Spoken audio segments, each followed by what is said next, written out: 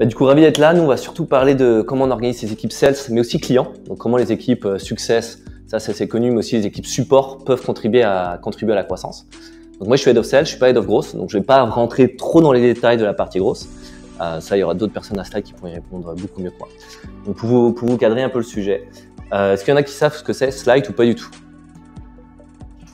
Génial. Vous connaissez des outils comme Coda, Notion, Airtable, ce genre de choses? Okay. Donc déjà, on est à peu près dans la même catégorie d'outils. Nous, le but, c'est vraiment d'aider des boîtes qui ont moins 50 employés, qui sont en phase de croissance, et en fait, qui vont chercher à centraliser toutes leurs connaissances dans un endroit où tu vas pouvoir retrouver l'information rapidement et surtout la garder à jour, tout simplement. Donc, on est assez similaire, vous allez voir, si vous regardez plus loin, comme un outil comme Notion, mais on va pas chercher à avoir 40 000 en fait, usages, on va être vraiment focus sur la capacité d'adoption et retrouver l'info et la garder à jour. Voilà. Pour vous donner un peu de contexte, du coup, nous, avant d'organiser cette équipe commerciale, bien sûr, il a fallu la créer. C'est pas arrivé tout de suite. Ça, globalement, c'est un peu les grosses étapes qu'on a eues. Recherche du PMF, on a fait de l'outbound au début, mais qui est une channel qu'on a vite arrêtée parce que par rapport aux revenus moyens, par contre, etc., ça faisait pas sens, mais qui a été super pour sortir en fait le business de la boue, quoi. On est parti au Y Combinator, qui est un incubateur aux États-Unis. On a ouvert les US, qui a été une chose super pour nous parce qu'en fait, c'est un marché qui est un peu plus mature que la France. Et quand Notion a explosé, ça nous a beaucoup aidé parce qu'en fait, eux, ils n'étaient pas forcément les clients US dans une recherche d'un outil qui fasse tout, mais plutôt un outil très bon à une chose. On a défini notre modèle, on a fait notre 1 million d'ARR et c'est seulement à ce moment-là qu'on a vraiment commencé à recruter une équipe sales et customer experience où moi, j'ai vraiment dû essayer de convaincre mon CEO pour développer cette partie-là. Et je vais vous expliquer pourquoi. Pour vous donner un peu de cadre, je vais d'abord vous parler du modèle de croissance. Je ne sais pas si vous êtes un peu familier avec le modèle des 4 feet. Désolé pour les anglicismes.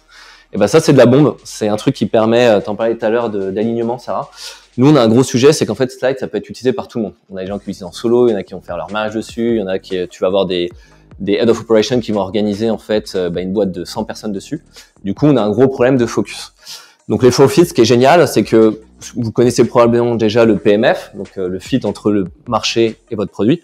Et une fois que tu l'as, en fait, tu rentres en phase vraiment de croissance. Donc là, tu veux trouver un channel, quelque chose de répétable et grandir. Donc là, tu rentres dans les sujets de channel. Donc, est-ce que tu fais du SEO? Est-ce que tu fais de l'adband? Il y a plein de choses qui existent. Et ensuite, ton modèle. Et en fait, donc Brian Balfour, qui est un gars de HubSpot, ce qui est vachement intéressant, c'est qu'il dit que tu as besoin d'avoir une certaine cohérence en fait entre ces 4 piliers pour réussir à grossir. T'en as pas besoin au tout début. Au début, tu veux juste cet alignement-là. Pardon, cet alignement-là. Moi, je veux surtout vous parler de ce modèle-là parce que en ce moment, on essaye un modèle qui est un peu différent. On va à fond sur la base de connaissances, comme je vous disais. Puis avec le développement de l'IA, ça a aussi un peu changé notre modèle.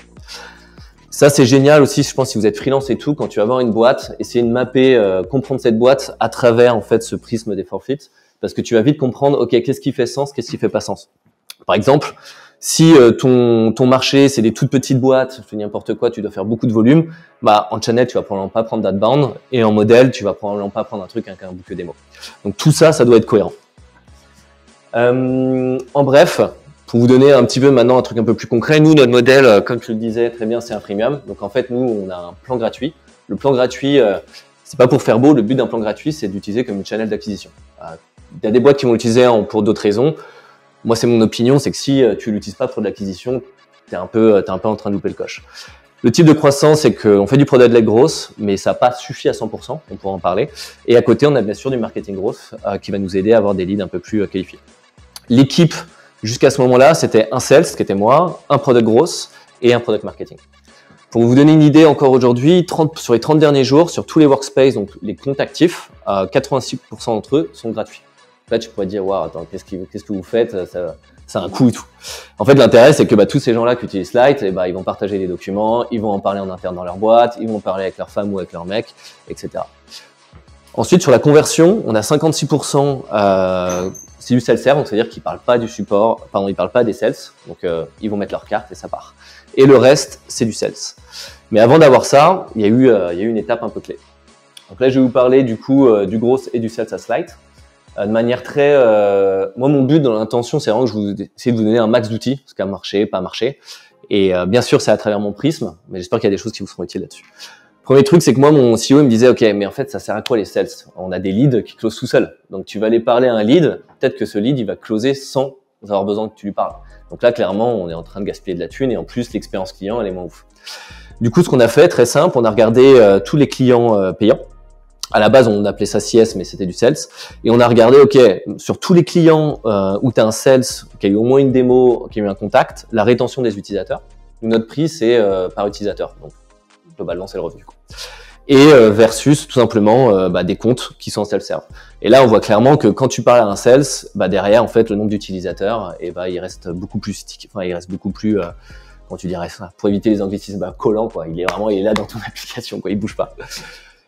Ensuite, une fois qu'on a trouvé l'impact, fallait expliquer un petit peu à l'équipe, ça va être quoi sa place. Et là, je vous parle, c'était il y a 5-6 ans, nous on était iFounders encore à ce moment-là. Il y avait des boîtes comme Aircall, Spendesk qui étaient très genre sales, outbound. Et du coup, mon concept c'était de leur expliquer, attendez, nous on peut pas faire du sales à fond parce qu'en fait, le revenu moyen il est trop bas pour justifier des équipes commerciales. Par contre, les sales ont toujours un intérêt sur la partie vraiment éducation. À partir du moment où tu as un lead qui va se connecter, lui expliquer comment il va utiliser le produit. Tout simplement. Donc nous, on va beaucoup regarder tout ce qui est usage produit et compagnie. N'hésitez pas à m'arrêter si j'utilise des mots qui sont totalement alambiqués. On prend un peu de recul. Aujourd'hui, les principaux channels d'acquisition à Slide, c'est la product growth. Donc, vise à booster l'acquisition via le modèle freemium. Le marketing growth se concentre sur capturer des leads avec un peu plus d'intent, un peu plus qualifiés. Parce que le product growth, c'est génial. Ça ne demande pas beaucoup d'efforts en termes humains. Mais par contre, tu as énormément de bruit, quoi. Et ça, il faut vraiment qualifier. Donc le bouche à oreille à fond, plus on a d'utilisateurs gratuits, en fait plus on a de chances que des gens parlent de nous. Nous, ça nous coûte pas cher, ça nous coûte moins cher que faire de la publicité. Les gens vont faire des partages publics, ils vont aussi inviter des guests, comme vous pouvez l'utiliser sur un Notion, comme un Google Doc. Et on va avoir l'équipe Product Growth qui va aussi chercher, plus on va activer des équipes gratuites, plus on a de chances qu'elles utilisent le produit et qu'elles en parlent. Et le marketing growth, tout simplement, c'est du contenu, du SEO, qui vont chercher des leads, qui cherchent vraiment une base de connaissances, parce que ça, c'est l'usage qui nous ramène de l'argent. Les sales, on va chercher dans les sign-up, les PQL et les leads aussi du support qui nous intéressent. Et le marketing growth va nous aider à nous amener des demandes de démo. Donc on a un peu deux comportements d'achat différents à ça. PQL, très bonne question. Ça s'appelle Product Qualified Lead. Donc ça va être une équipe, par exemple, qui vont commencer à 2 personnes, puis ils vont être à 15, 20, 30. Ils vont utiliser l'outil gratuitement. Ils vont toujours pas convertir. Du coup, les sales vont intervenir pour essayer de comprendre ce qui se passe et les débloquer et les passer en payant. Est-ce que je peux répéter Ouais. Petit moment où tu as dit qu'est-ce que ça veut dire? Product Qualified Lead, du coup, c'est des teams qui utilisent Slide gratuitement, qui sont actives, qui en dégagent de la valeur, mais qui n'ont toujours pas converti un plan payant. Okay. Voilà. Et ça pourrait être un autre sujet, mais il y a des grosses questions aussi de cannibalisation. Est-ce que tu contactes les bonnes personnes et tout. Il y a pas énormément de personnes qui sont en sales ici. Non. Donc ça, on va passer rapidement, mais globalement, si ça vous intéresse, on a des templates sur comment on fixe les objectifs d'équipe avec le NRR. Le NRR, c'est la rétention après la conversion. Et ensuite, notre système de commission et quelques ressources. Maintenant, on va aller dans le vif du sujet, parce que je voulais vraiment vous partager. Donc, comment organiser les équipes sales et clients autour de la croissance. Donc, première étape pour nous, c'était comprendre, OK, donc nous, on avait déjà un peu de revenus à cette période-là. Comme je vous disais, ça arrivait un peu tard, la création de l'équipe commerciale. OK, c'est quoi mon revenu? Comment il est réparti? Je me suis pas trop pris la tête, j'ai juste regardé par taille d'employé. Comme par exemple, toi, tu as regardé plutôt par typologie de client. Est-ce que c'est un Capgemini ou est-ce que c'est une industrie totalement différente? Donc nous, on a regardé là sur le type de client et on a vu qu'il y avait 3 gros signaux. Là, on a des tout petits leads, donc des petites équipes de 2 à 10. On peut en avoir beaucoup, mais ça ramènerait. Ce que vous avez ici, c'est le nombre de clients. En bas, ce que vous avez, c'est le revenu donc la contribution MRR qu'on a en actuel. Enfin, à cette époque-là. Et la bulle, la taille de la bulle, c'est tout simplement, en fait, c'est quoi donc ce qu'on appelle l'ARPA, c'est le revenu moyen par compte sur ces types de clients. Donc là, comme vous pouvez le voir, ce qui est vachement intéressant, c'est que là, on a vu, OK, on a des boîtes qui sont entre 11 et 50, c'est un peu trop petit pour justifier des sales parce qu'elles vont pas ramener beaucoup d'argent. Néanmoins, on en a quand même beaucoup et ça commence à être intéressant, elles ont quand même une belle contribution si on fait du volume. Et ensuite, on a tous ces clients-là, on n'en a pas beaucoup. Par contre, ils ramènent pas mal de revenus quand tu les cumules et surtout, c'est des grosses bulles, donc potentiel de revenus assez intéressant. Ensuite, on va tout simplement le coupler avec comment ça a évolué, parce que ça veut pas dire... en fait, ça te donne une première partie de l'information, mais il t'en manque quand même une deuxième, qui est qu'est-ce que ça donne depuis le début. Donc là, on a vu par exemple les tiers 2, donc c'est les boîtes de 11 à 50 personnes, et elles évoluent à fond. Et ensuite, on a tous ces gros deals-là, entre guillemets, on en a pas beaucoup. Vous voyez que parfois, on a des gros jumps, donc on n'a pas encore énormément de données. Et on se dit, en fait, ça, moi, les sales, si je crée une équipe sales, dire à mon CEO, en fait, nous, on va se concentrer là-dessus. Pas là-dessus parce que le modèle, ça justifie pas là-dessus parce que c'est beaucoup trop petit. Et ensuite, la dernière étape, c'est comprendre la répartition du revenu. En fait, excusez-moi, c'est quelle a été l'influence sur la conversion en fonction de la taille de boîte. Et là, ce qui m'intéressait, moi, c'était de regarder aussi les supports. Support, on dit que souvent que c'est un coût, c'est vraiment une position dans une boîte qui est pas forcément simple à trouver. Et pour moi, le support, je me dis, ok, comment ça peut être aussi un vecteur de croissance? Du coup, ce que j'ai fait, c'est que j'ai juste regardé avant la conversion le nombre en fait de boîtes qui a converti sans parler à un sales, mais qui a parlé à un support avant de convertir. Je suis pas allé beaucoup plus loin. Et c'est intéressant, ça nous donne que clairement, sur le segment là des 11, donc la ligne jaune, j'ai le support qui peut avoir un sacré impact. Et après, bon, quand on est à plus de 50, là, il y a clairement du sales. Est-ce que c'est clair ou il y avait des choses un peu cheloues vous me dites. C'est bien que ton support il parle à tes clients, à tes leads avant que ce devienne des clients. Exactement. Ça nous coûte cher, ça. Et ça nous coûte pas forcément si cher parce que tu vois, on a 3 supports. C'est énorme. Non, c'est pas énorme. Et on n'a pas forcément, mais c'est une bonne question, on va l'aborder juste après. Je vais te donner plus d'infos là-dessus. Donc ensuite, une fois que j'ai mes 3 tiers, ok, donc moi j'ai toute cette équipe globalement. J'ai les sales, les supports, les CS, product marketing. C'est pas dans mon équipe. Je crois qu'il y a Paul qui est là ce soir. C'était une personne qui travaillait qui s'appelait Laure, qui nous a amené énormément de valeur. Et je vous expliquais comment ça s'est agencé. Donc là, moi, mon tiers 1, clairement, qui lead l'effort principal, c'est les sales. Le tiers 2, c'est un peu de sales encore quand il y a des boîtes qui peuvent être intéressantes. Ensuite, c'est le support. Et le tiers 3, moi, j'ai dit à l'équipe support, en fait, c'est les vôtres. Donc, vous faites ce que vous voulez avec. Si vous voulez faire une démo, si vous avez envie de vous amuser, essayer de les convertir, c'est à vous, en fait. Donc, vraiment, amusez-vous là-dessus. Et ensuite, bien sûr, on a le product marketing qui était géré par Laure à cette époque, qui va vraiment faire tout ce qui est email, onboarding. Quand on a un client qui va taper la limite du plan gratuit, lui faire le bon email, etc. Je vais pas rentrer dans le détail de, bien sûr, chaque action, mais ensuite, ce qu'on va faire, c'est décliner ces efforts par chaque étape clé dans notre funnel. Donc nous, c'est le sign-up, l'activation, le PQL, c'est ce que je vous disais tout à l'heure, c'est quand on a clairement un lead, ça y est, il est gratuit, il tire un max de valeur, mais il paye pas encore. Et ensuite, quand on passe en payant, et après, nous, on est payant moi plus 3, parce que parfois, on a des clients qui vont payer pour 10 personnes, mais la boîte, c'est une boîte de 150 personnes, donc on doit vérifier ce qui va se passer derrière. Maintenant, concrètement, et du coup, j'arrive sur ta question, Maïssa, qu'est-ce qu'elle fait cette équipe client? On a 84% des conversations support qui sont des utilisateurs gratuits. Ça, j'ai regardé sur les 4 dernières semaines, donc j'ai regardé ça hier. Et en fait, l'avantage de ça, c'est que on a plein de clients qui vont utiliser le plan gratuit, qui vont avoir des questions, mais nous, en sales, on peut pas leur parler parce que c'est pas viable comme modèle. Par contre, les supports, on a 3 personnes. On a une personne aux États-Unis, une personne en France, notamment. Et elles, ce qu'elles vont faire, en fait, c'est que nous, notre support, il y a de tout. Il y a des bugs, mais il y a aussi des questions produits, il y a aussi des questions un peu customer success en mode, OK, j'ai slide. Maintenant, est-ce que tu peux m'expliquer comment je structure mon slide pour créer une équipe commerciale, pour amplifier tout simplement la communication de l'équipe produit, etc. Donc, 3 actions concrètes. Si un jour vous passez sur un modèle un peu PLG, que vous avez des supports et que vous voulez les encourager à participer à la croissance, premier truc, c'est que moi, je demande à l'équipe support de me donner 3 opportunités, donc 3 leads si vous voulez, toutes les 2 semaines. Donc, c'est comme une équipe grosse qui va dire aux commerciaux, voilà, là, je t'ai donné 15 leads cette semaine. Lundi prochain, je veux savoir, OK, est-ce que tu les as contactés? Qu'est-ce que ça a donné? Retour d'expérience. Donc là, c'est vraiment dire au support, en fait, tu faites la même chose. C'est comme si vous étiez une équipe grosse et moi, je suis en sales. Peut-être que je suis head of sales, mais vous me dites qui contacter cette semaine. Après, bien sûr, on les coach sur comment identifier quelle conversation est intéressante et tout. Ça, cette partie-là, pour être honnête, elle est on a moins calculé l'impact. Mais le support, souvent, tu peux avoir un peu un syndrome de l'imposteur, de se dire, OK, attends, tu me demandes de faire du sales, tu me demandes de un peu challenger les utilisateurs. Moi, je suis pas formé pour ça. Du coup, c'est vraiment les supporter en leur disant, OK, on va garder les choses simples. T'as une personne qui vient pour un bug ou une question. Une fois que tu as réglé son problème, tu relances la conversation et tu vas regarder est-ce qu'ils ont intégré Slack, est-ce qu'ils utilisent tout simplement l'IA, quelle position, donc quelle équipe ils font partie. Et avec ça, déjà, tu sais que s'il n'a pas utilisé l'IA et qu'il n'a pas intégré Slack, par exemple, toi, juste en lui disant de le faire, tu vas amener de la valeur en fait. Parce qu'il l'aura peut-être pas fait à travers un email de marketing et les sales sont pas là. Donc ça, la valeur, elle est assez concrète. Après, on n'a pas honnêtement calculé l'impact. Et la dernière partie, c'est booster l'expérience sur les nouveaux utilisateurs en free. Quand on a quelqu'un qui crée un compte sur Slide, globalement, il s'est créé un compte aussi sur Notion, sur probablement Coda, sur Guru, qui sont tous nos compétiteurs. Et dans les 30 premières minutes, s'il a une question, il faut lui répondre tout de suite parce que c'est là où il est en train de se faire un avis.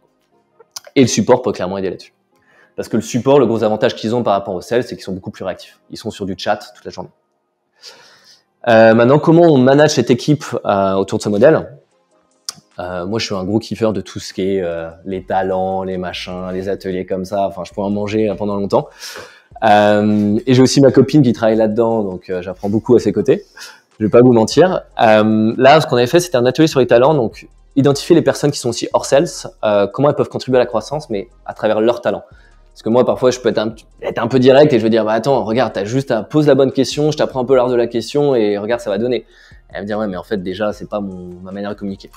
Donc, par exemple, comprendre quels sont les talents. Et par exemple, sur l'équipe support, et ben, on avait Alexandria qui était super. Elle a besoin de contact humain, c'est un profil un peu jaune, elle est à fond. Bah, elle, je lui disais, si t'as envie de te faire une démo avec un compte de 9 personnes, tu le prends et ça part. Et de l'autre côté, j'ai Mathieu qui aime pas du tout le contact, qui aime vraiment rester derrière son chat.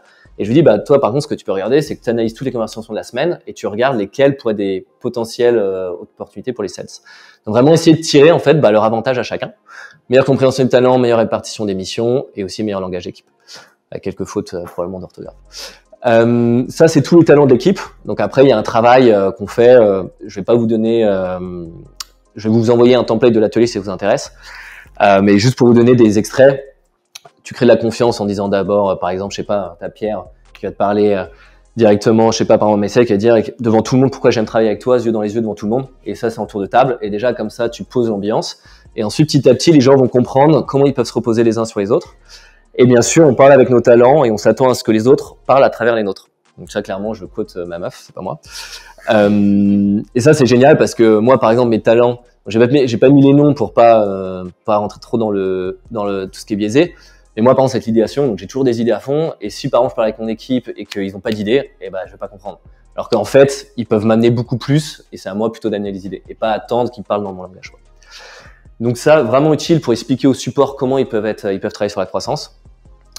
Je sais pas si vous connaissez Radical Candor. Ça, c'est un bouquin que mon boss m'a fait découvrir, super utile. Pour comprendre aussi un peu dans ton équipe, tu as des gens qui vont être en forte croissance et généralement tu regardes qu'eux. Alors qu'en fait, tu as des putains de piliers qui vont être hyper importants mais que tu vas un peu oublier. Et pourtant, c'est eux qui vont créer ton équipe sur le long terme en fait. Donc, super clé. Ça, c'est là tout ce qui est art du feedback, clairement le plus dur, où moi, je dois totalement m'améliorer. Mais ça, c'est vraiment la folie. C'est que du coup, par exemple, je parlais à quelqu'un qui est en support, qui fait pas du sales, il n'a pas des targets de sales. Mais je vais quand même lui demander de faire un peu du sales, par exemple. Bah, si je lui donne des feedbacks sur un truc qui n'est pas son métier, comment je le fais bien, quoi. Radical Candor, ce qui t'explique, c'est que si tu fais vraiment attention à la personne et que tu lui dis pas les choses, et ben en fait, c'est que tu fais pas attention à la personne. C'est un peu contre-intuitif, mais moi, cette partie-là, je l'ai fait 100 fois, par exemple, dans la semaine. Je suis sur Slack ou je vois un truc, et là, j'ai un feedback à donner, et en fait, le jour J, je vais dire, en fait, tu sais quoi, c'est pas le moment, il y a des trucs plus importants. En fait, ce que je suis en train de faire, c'est que je manque un peu de respect à cette personne, je lui dis pas vraiment ce que je pense. Là, c'est on va dire le truc plus classique. Tu challenges les autres. Généralement, les autres, quand on te challenge, tu as envie de montrer de quoi tu es capable, mais ça marche pas toujours avec tout le monde. Et la vraie force, du coup, dans ce concept-là, c'est être capable de challenger de la bonne manière. Et pour ça, il y a plusieurs outils. Parce que bon, ça, c'est sympa, c'est le concept. Mais du coup, les outils, par exemple, tout ce qui est les meetings en direct. Donc nous, c'est toutes les semaines, généralement le vendredi. Ça dépend des équipes, des managers. Et moi, maintenant, si j'ai un feedback, je m'oblige à l'écrire sur mon document slide. Comme ça, je sais que soit mon boss, soit un autre manager, soit mon équipe va le voir. Et voilà, je peux plus me cacher, quoi. Ça, c'est ce que j'ai pensé et c'est ce que je voulais dire. Et aussi, on fait par écrit. Après, ça, c'est notre culture. Il y a plein d'autres cultures différentes. Mais du coup, nous, tout passe beaucoup par l'écrit, parce que bien sûr, c'est aussi notre outil. Mais ça permet vraiment de poser les choses. On va aussi adapter tout ce qui est les perf review avec les talents. Par exemple, là, on a une perf review pour une personne qui allait passer en lead de l'équipe support. Et ben, ce qu'on a cherché à faire, c'est que par exemple, elle, c'est peut-être pas forcément l'organisation, l'échelonnage de ses goals, c'est pas forcément le meilleur. Donc, on va vraiment essayer de lui donner, voilà, sur les 6 prochains mois, sur quoi tu vas te concentrer. La dernière colonne qu'on voit pas bien, mais qui est peut-être la plus intéressante, c'est du coup de demander à l'équipe, en fonction des talents qu'on a vus avant, en fait, quel leadership, du coup, quel soutien t'attends de ma part. Donc, par exemple, sur cette partie-là, motiver l'équipe à descendre en dessous de 30 minutes, je vais être juste en support. Enfin, elle va demander que du support. Par exemple, être en team lead, là, elle va me dire, non, Brio, là, j'ai besoin que tu sois. Donc, tu as plusieurs niveaux. Tu as directif, et il n'y a pas de souci à être directif si tout le monde est d'accord. Ensuite, tu as coaching, donc là, tu n'es pas directif, mais tu poses des questions et la personne doit trouver la solution par elle-même. Ensuite, tu es dans le support et ensuite, tu délègues totalement. Voilà, ça j'ai des templates, j'ai fait un petit template pour la briqueterie, etc. Si ça vous intéresse, il y a toutes ces ressources-là, donc c'est les ressources qu'on utilise en interne chez Slide. Le son échec, etc. L'alignement, la priorité, donc utiliser les forfeits comme je vous ai dit au début, c'est un outil qui est magique. C'est pas forcément toujours méga simple, on pourrait le simplifier, mais ça marche bien. Le product-led growth, nous, ça n'a pas été une panacée unique. On a dû quand même mettre du marketing growth et ça fonctionne avec les sales. Le support, un super rôle à jouer. Donc vraiment le support. Alors bien sûr, selon les modèles, parfois ça marche pas, mais pour un modèle PLG, le support ça peut être crucial. Adresser les comportements d'achat, priorité. Donc nous, on est product-led growth à fond, mais en fait, on s'est rendu compte qu'il y avait des gens qui s'en foutaient du plan gratuit et qui voulaient juste acheter maintenant tout de suite et qui voulaient une réponse à la fin de la semaine. Donc on a rajouté un boucle démo. Donc on n'a pas besoin d'être non plus à fond toujours product-led growth. Tu peux avoir un modèle hybride. Moi, l'erreur que j'ai fait, c'est que j'ai commencé, je me suis dit, vas-y, en faire du SDR, du AI dans le modèle, etc. Alors qu'en fait, c'était une erreur. J'aurais dû faire des sales full stack, donc c'est-à-dire qu'ils font tout. Au début, tu n'as pas besoin forcément d'avoir. Je pense qu'en outbound, tu en as besoin. Par exemple, sur un modèle comme le tien. Nous, sur un modèle Slide, en fait, il n'y a pas besoin d'avoir autant de cadence en fait, et de points de contact différents. Le one-on-one meeting, je vous l'ai déjà dit, c'est le meilleur outil du monde. La dernière partie, c'est renforcer les rituels avec les autres équipes. Ça, c'est un de mes challenges sur lequel je dois, moi, constamment m'améliorer aussi en tant que manager. Mais c'est comment, quand tu es un produit qui est product-led growth en premier, comment, comme je vous ai vu, j'ai dû montrer que le sales pouvait avoir un impact, donc il faut prouver. Donc là, c'est comment aussi tu fais comprendre à l'équipe produit, et tu vends plein de produits ici, qu'en fait, tu as une partie, au début, c'est génial d'être produit, mais il faut faire vachement attention à avoir une balance équilibrée. Un truc qu'on avait appris au Y Combinator, l'incubateur, qui nous disait soyez pas trop produit non plus, même si vous avez un outil de productivité, parce qu'à un moment, vous allez perdre du temps. Et c'est ce qui s'est passé, nous, l'année dernière. On a perdu du temps sur la croissance, on a atteint une sorte de plateforme. Et là, pendant 6 mois, on s'est rendu compte qu'on n'avait pas les bonnes équipes marketing, qu'on n'avait pas assez de sales et compagnie. Donc, vraiment renforcer les rituels avec les autres équipes. Nous, on a travaillé beaucoup trop en silo, parce que moi, Brieux, je voulais prouver que les sales pouvaient avoir un impact en fait dans ce modèle. Et en fait, il faut renforcer, il faut que tes équipes créent des liens sans toi avec les autres, quoi. Donc voilà, les challenges, moi, que j'ai en ce moment, c'est déterminer les objectifs en collaboratif et en remote. On pourra en parler, Sarah, mais ça, moi, c'est une grosse question. Comment ils peuvent réussir à faire ça et un maximum sans moi? Réduire le temps de closing en sales, nous, c'est notre grosse question. Parce que, ouais, les gens utilisent notre produit, c'est génial, etc. Mais par contre, avant de payer, ils aiment bien le plan gratuit, quoi. Ils aiment bien, c'est une glace qui est agréable. Ensuite, maîtriser l'art du feedback, on le maîtrise, je maîtriserai jamais, mais comment je peux m'améliorer là-dessus? Et qu'est-ce qui va se passer bientôt? Moi, je quitte Slide fin octobre. Donc, je vous ai vraiment parlé d'une période qui était jusqu'à, on va dire, jusqu'à printemps de cette année-là. Donc, ravi de vous aider sur un coup de main, Sales, CS, modèle croissance. Moi, là, j'ai 2 mois vraiment à prendre du recul et aider les autres. Et ensuite, là, on va attaquer les articles sur comment faire face à Notion et continuer à croître en même temps. Voilà, c'est une grosse question qu'on a toujours. Voilà, si vous avez des questions, je suis à vous. Merci beaucoup. Avec plaisir. Et après, je peux... Ouais. Je me demandais comment vous évaluez en fait, finalement la courbe de croissance on est sur 86% d'utilisateurs qui sont en prix. Donc ouais. Derrière, on a quand même une masse de données qui coûte cher à conserver. Comment vous évaluez la courbe, le moment T où il faudra faire attention entre le nombre d'utilisateurs et le moment où on ne passe plus en bénéfice? Et est-ce que vous subdivisez par utilisateur en disant ok, faut que notre utilisateur qui utilise notre valeur passe rapidement, ou est-ce que c'est vraiment plus dans la durée, une stratégie qui se dit dans 5 ans, si on continue sur cette courbe, il va falloir avoir une conversion de temps. On n'est pas allé aussi loin pour être honnête. En fait, au début, on a eu 2 levées qui sont faites aussi sur le côté un outil de productivité. Du coup, ça va prendre du temps, choper le marché. Il nous faut plein d'utilisateurs gratuits pour en fait faire notre pénétration marché. J'ai pas les détails parce que je suis pas sur la partie tech qui a vraiment les coûts. Globalement, au début, quand tu commences, tu as quand même plein de tickets on était sur Google Cloud, qui t'offrent pas mal de crédits, de storage, etc. Donc le coût, franchement, était assez médiocre.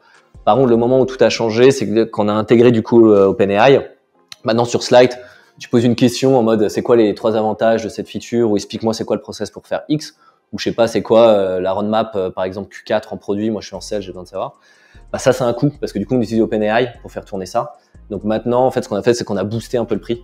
Alors, on a rajouté $2. Pour être honnête, il n'y a pas énormément de mathématiques qui ont été faites derrière. C'était plus en mode pour indiquer potentiellement des coûts là-dessus. Voilà. Donc ça, je pourrais te suivre, mais il faudrait que j'en parle surtout avec les techs pour savoir c'est quoi le coût moyen par utilisateur en termes d'infrastructure. Ça, je sais pas. Ouais, mais ça.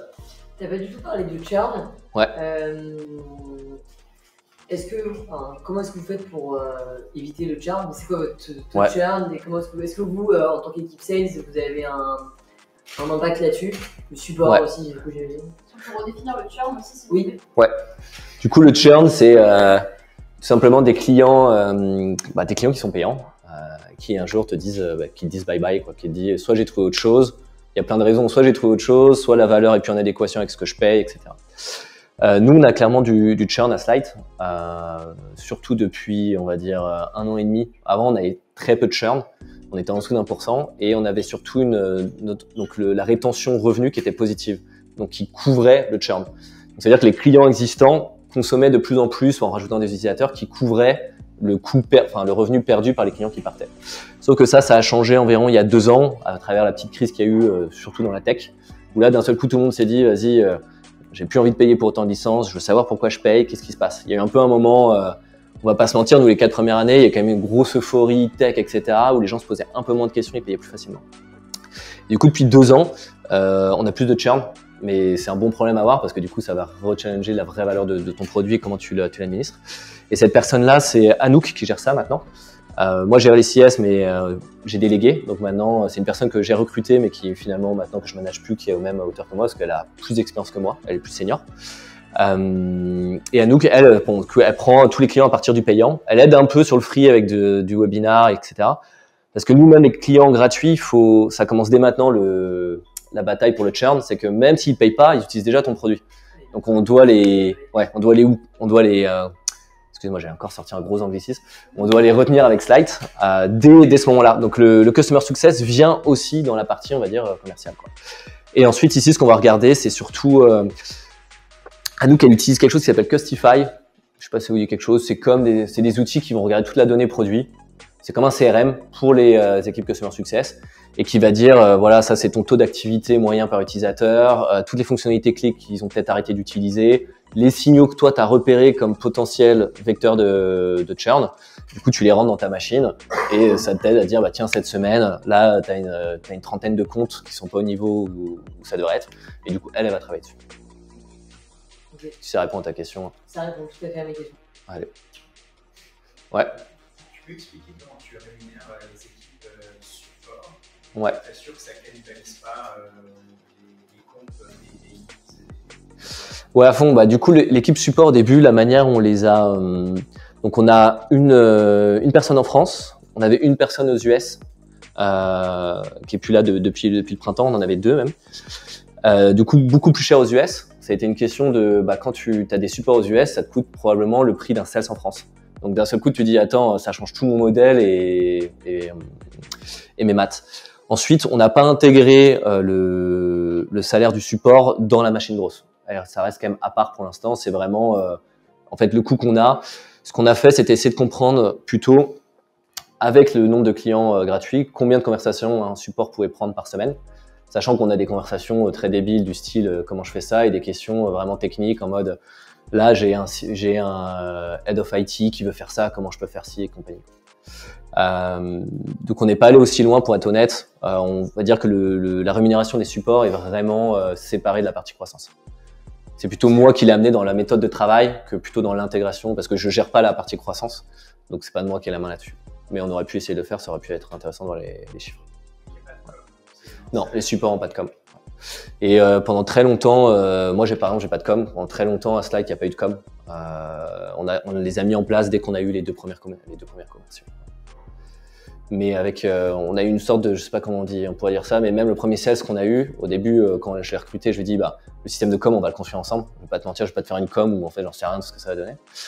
Et en fait, c'est un peu le sujet qu'on a parfois à Slight avec le remote, c'est comment les gens peuvent même demander un peu plus de com pour montrer qu'ils sont un peu plus impliqués dans la croissance. Parce qu'avec le remote, on a aussi parfois beaucoup de gens qui vont être un peu plus introvertis, même parmi les commerciaux. Et tu as aussi cette question de comment tu leur donnes les outils pour qu'ils se sentent rémunérés à la bonne hauteur de leurs efforts, quoi. Donc ça sera un sujet pour une autre fois. Ouais. Dernière question. Le tier 3, pourquoi est-ce que vous en occupez tout court, même si en fait il y a un peu de valeur, et pourquoi est-ce que vous voulez donner au support? Parce que on dit, bah, on le laisse, ça marche, et sinon, Ouais, c'est une bonne question. Le tier 3 par défaut, en fait, si tu veux, tout ça c'est couvert par le product marketing que tu vois ici. Donc, tu as plusieurs manières de voir les choses. Tu en as qui disent qu'on fait que de la touche produit, donc il n'y a même pas de support. Ensuite, tu as ceux qui vont te dire on fait touche produit, mais on fait aussi un peu de product marketing, donc on voit des emails, etc. Et nous, en fait, on a pris le parti pris que en fait, notre tier 3, très souvent, on va avoir des équipes de 5-6 personnes. Honnêtement, c'est pas forcément notre meilleur client parce que des petites équipes, elles vont adorer Notion parce que ça va remplacer tous leurs outils. Néanmoins, on a toujours des petits clients comme ça, qui, en fait, qui adorent Slide et qui vont être des super ambassadeurs. Et par exemple, sur tes tier 1, c'est des grosses boîtes, la personne qui va acheter, c'est peut-être pas la personne qui va utiliser ton produit. Du coup, ils vont kiffer, mais c'est pas forcément les gens qui vont recommander le plus dans des conversations tous les jours. Alors que le tier 3, si tu veux, c'est un petit tissu de, en fait, souvent, c'est des fans de produits, c'est des gens qui adorent les outils. Et moi, j'ai toujours voulu, en fait, leur donner, après, si on avait, je pense, tu vois, si on était une taille plus grosse, on aurait eu la question de peut-être on coupe le support sur le tier 3 parce que ça n'a pas de sens. Mais pour l'instant, dans cette phase un peu de croissance, faire du bruit, augmenter la marque, moi, je voulais qu'un maximum de personnes puissent nous parler. Et puis, le support était le bon channel pour ça. Ouais, clairement. Le tier 3, comme je vous le montrais juste ici, le tier 3, c'est ça. C'est qu'on met les utilisateurs qui sont solo et les toutes petites équipes. Et comme vous pouvez voir, ça ramène très peu d'argent sur cet axe. Voilà. Merci beaucoup. J'espère que ça vous a donné des outils et à la prochaine.